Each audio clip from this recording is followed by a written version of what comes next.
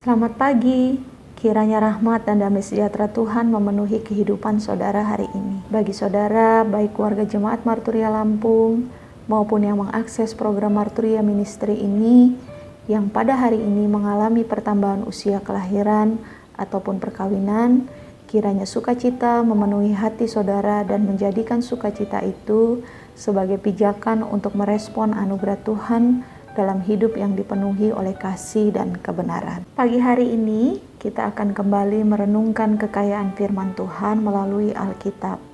Maka sebelum membaca dan menggalinya serta mengasah iman kita, marilah kita berdoa. Bapa, sabdamu selalu jadi suluh bagi langkah iman kami di kembara hidup ini. Karuniakanlah kepada kami jiwa yang tenang dan pikiran yang jernih, agar sabdamu sungguh kami dengarkan dan melaluinya kami pun beroleh pengertian akan kehendak kasih-Mu itu. Amin.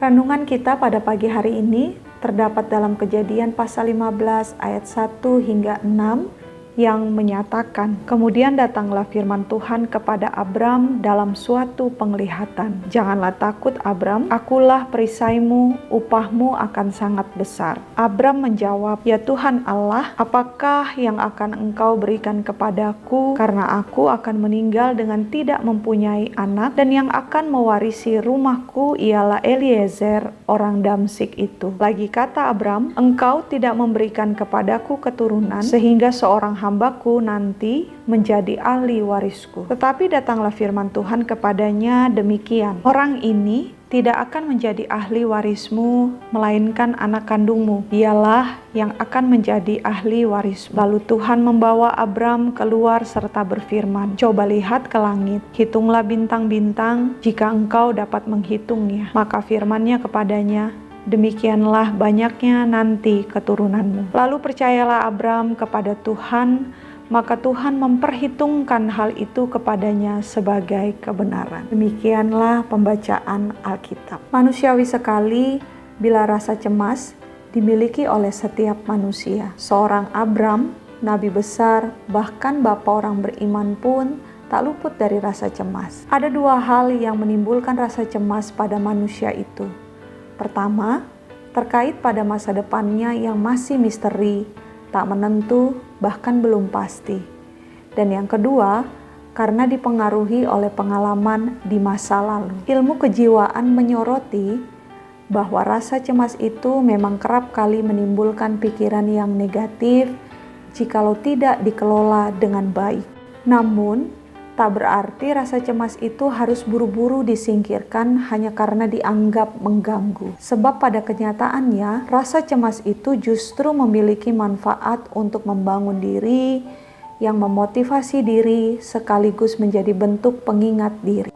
Dialog yang terjadi antara Abram dengan Tuhan dalam renungan pagi ini nampak jelas sisi positif itu, di mana kemudian Abram secara sadar merespon janji Tuhan itu dengan mengimani janji Tuhan. Mengimaninya bukan hanya tercermin dari deretan kata yang terucap, melainkan dicerminkan dalam upaya Abram mengelola rasa cemas serta mengubahnya menjadi rasa percaya yang teguh dan total hanya kepada Tuhan. Di hari kelima bulan Januari tahun 2021 ini, mari bersama menyadari bahwa rasa cemas yang saudara miliki, pertama, membuktikan bahwa saudara masih manusia ciptaan Tuhan.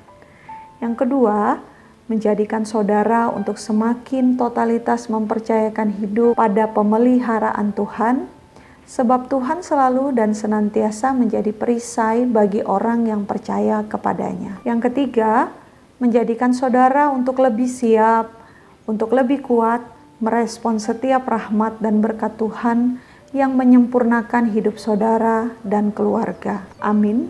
Menutup renungan pagi hari ini, mari kita berdoa. Bapa, sungguh tak mudah untuk kami dalam memahami dan memaknai setiap rancangan-Mu bagi hidup kami. Jikalau hingga detik ini rasa cemas masih bergelayut di dalam hati, bahkan mempengaruhi pikiran kami, ajarilah kami seperti Abram, yang melihat dan memandang janji-Mu dalam ketulusan, dan rasa percaya yang penuh hanya kepada Engkau saja. Serta ajarilah kami untuk tekun mengimani dengan teguh setiap janji-Mu itu dalam kehidupan kami yang semakin takut akan Engkau, ya Bapa. Dan dalam pertolongan-Mu, ajarilah kami memenuhi hidup pemberian-Mu ini dalam sikap yang kudus, yang benar, dan yang berkenan di hadapan-Mu. Dalam Kristus Tuhan dan Juru Selamat kami berdoa dan bersyukur kepadamu.